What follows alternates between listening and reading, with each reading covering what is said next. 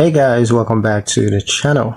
In today's video, let's talk about how to generate financial reports in Lendio. Now, Lendio makes it simple to create financial reports that you can use for planning, loan applications, or investor updates. Here's how to do it. First, log into your Lendio dashboard using your credentials.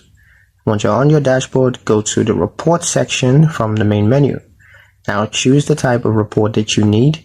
Options may include profit and loss reports, cash flow statements, or balance sheets.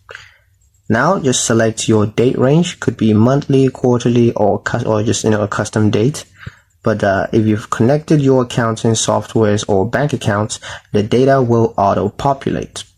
You can preview the reports to ensure that all transactions are categorized correctly. You can also use filters to refine the report by expense categories, income source, or accounts. Once finalized, just click Generate Reports to create a downloadable file. You can save it as a PDF or Excel file for easy sharing with lenders or your accountants.